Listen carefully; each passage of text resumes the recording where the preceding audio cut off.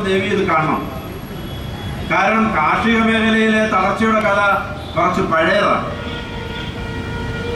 കാർഷിക മേഖലയിൽ യഥാർത്ഥ പ്രശ്നം അവിടെ ഇൻഫ്രാസ്ട്രക്ചർ ഇൻവെസ്റ്റ്മെന്റ് ഉണ്ടാവുന്നില്ല.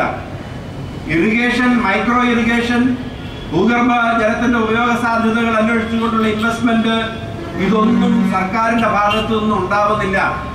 കാർഷിക വിഭവങ്ങൾ സൂക്ഷിക്കുന്നതിനുള്ള സ്റ്റോറേജ്, ഈ തരത്തിലുള്ള ഇൻവെസ്റ്റ്മെന്റുകൾ ഉണ്ടാവാത്തതിന്റെ ഫലമായിട്ടാണ് ഇന്ത്യയിലെ കാർഷിക രംഗം തകരുന്നത്. അത് ഒരു ദീർഘകാലത്തെ അനുഭവമാണ്.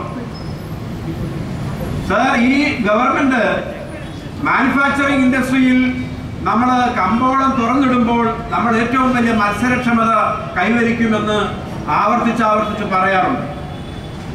ചൈനയെ നോക്കി ഇന്ത്യയിലെ തൊഴിലാളികളും സംഘടനകളും ഒരു പാഠം പഠിക്കണമെന്ന് അവകാശപ്പെടാറുണ്ട്.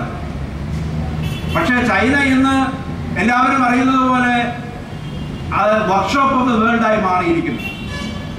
പണ്ട് വ്യവസായ വിപ്ലവത്തിന്റെ കാലത്ത് എങ്ങനെയാണോ ഇംഗ്ലണ്ട് വർക്ക്ഷോപ്പ് ഓഫ് ദ വേൾഡായി മാറിയത്, ഇന്ന് ചൈന വർക്ക്ഷോപ്പ് ഓഫ് ദ വേൾഡായി മാറിയിരിക്കുന്നു. നമുക്കറിയാം, നമ്മുടെ മുക്കിലും മൂലയിലുമുള്ള സ്ഥാപനങ്ങളിലേക്ക് വരെ ചൈനീസ് മാനുഫാക്ചർഡ് ഉൽപ്പന്നങ്ങൾ എത്തുന്നു. ചൈനയ്ക്ക് ഏറ്റവും വലിയ വ്യാപാര സർപ്ലസ് ഉണ്ട്.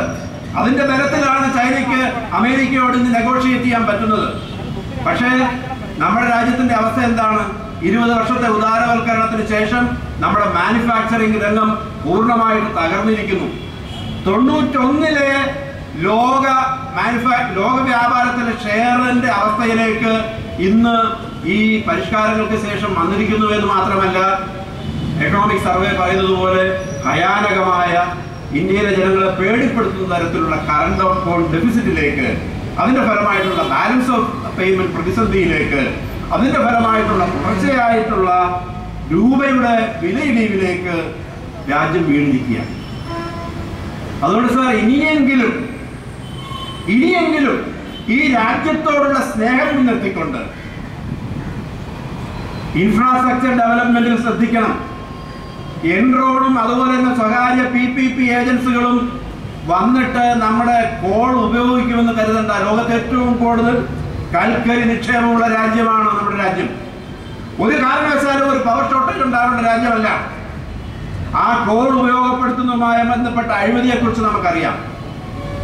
അതൊക്കെ അവസാനിപ്പിച്ച് കോൾ ഉപയോഗിച്ച്, പൊതുമേഖലയുടെ പണം ഉപയോഗിച്ച്, പൊതുമേഖല കമാൻഡിംഗ് ഹൈറ്റ്സ് കൺട്രോൾ ചെയ്തുകൊണ്ട് നമ്മുടെ LICയിലും ബാങ്കുകളിലുമുള്ള പതിനായിരക്കണക്കിന് കോടി രൂപയുടെ ജനകീയ നിക്ഷേപങ്ങൾ ഉപയോഗിച്ചുകൊണ്ട് ചൈനയിലെ പോലെ, എല്ലാത്തിനും ചൈനയെ മാതൃകയാക്കണമെന്നാണല്ലോ പറയുന്നത്, ചൈനയെ പോലെ പശ്ചാത്തല മേഖലയിൽ ഒരു വിപ്ലവം ഉണ്ടാക്കാൻ, ഊർജോത്പാദനത്തിൽ, റോഡ് സൗകര്യത്തിന്റെ കാര്യത്തിൽ, ഗതാഗത സൗകര്യത്തിന്റെ കാര്യത്തിൽ വലിയ വിപ്ലവം ഉണ്ടാക്കാനായാൽ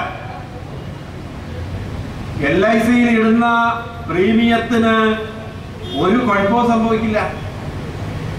ജനങ്ങൾ LICക്ക് കൊടുക്കുന്ന പ്രീമിയത്തിന് ഒരു ചതവും സംഭവിക്കില്ല. അതാണ് നമ്മുടെ ചരിത്രം നൽകുന്ന അനുഭവം. മറ്റ് ഇൻഷുറൻസ് കമ്പനികളിലേക്ക് വരുന്ന പണം ഏറ്റവും കൃത്യമായി രാജ്യത്തിന്റെ ഭാവിക്ക് വേണ്ടി ഉപയോഗിക്കപ്പെടും. പെൻഷൻ ഫണ്ട് കൈകാര്യം ചെയ്യുന്നതും വലിയ ബുദ്ധിമുട്ടാവില്ല. പെൻഷൻ ഫണ്ട് കൈകാര്യം ചെയ്യുന്ന ആളുടെ ഏറ്റവും വലിയ തലവേദന. ഇപ്പോൾ കേരളത്തിലെ സർക്കാരും അതുപോലെ തന്നെ മറ്റ് ഈ പദ്ധതിയിലേക്ക് പോകുന്ന ഗവൺമെന്റുകളും പെൻഷൻ ഫണ്ടിന്റെ കാര്യത്തിൽ എന്താണ് പറയുന്നത്? സർക്കാർ ഈ പെൻഷന്റെ ഒരു കോൺട്രിബ്യൂഷൻ സർക്കാർ തന്നെ ഈ പെൻഷൻ മാനേജർക്ക് കൊടുക്കുകയാണ്. ജീവനക്കാരന് ഒരു പങ്ക് കൊടുക്കുന്നു. സർക്കാർ യഥാർത്ഥത്തിൽ സർക്കാരിന്റെ കയ്യിൽ ഇല്ല